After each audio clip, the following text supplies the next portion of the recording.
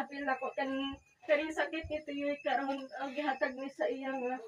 gihatag ni sa Ginoo siya pero dili pa para sa akon dili pa buot ang Ginoo nga kuhaon siya kay ara gid sa akon lang kaugalingon si Tiyoy para sa akon buotan gid siya kay ano sa una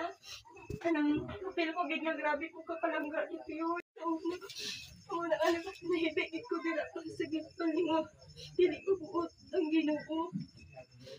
Apil ko gid nga buotan gid si Tiyoy pero tungod sa iya mang gihatagon wala nadala gid siya siguro sa mga bisyo kung buotan siya hindi siya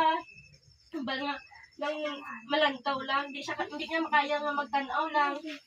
gusto nang sa ako nang para kay Tiyoy nga kanang makita ko siya nga di siya gusto niya may i-cashier siya may kihatag siya malipay ang si Tiyoy sa iyang anak amon ang Ginoo dapil ko gid nga tagaan gid siya sakit nga ing ani bisan nga lisod gani iya nga sakit pero nang magkita ko kay Tiyoy nga ara gid siya ng positive amo nang ganahan gid ko kay Tiyoy kay wala siya ti kanang ano ba pagdadura siya ng galingon ang nagapangamot siya na ako kung magapre gid gapon ko sa Ginoo magahibig gid sa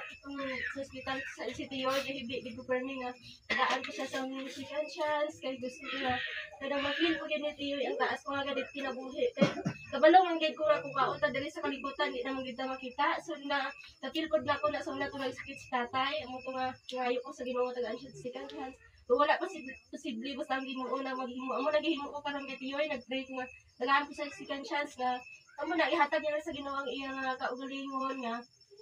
na Ginoo na i-focus na amo na ang giampok nga ang Ginoo na mag-focus sa iyang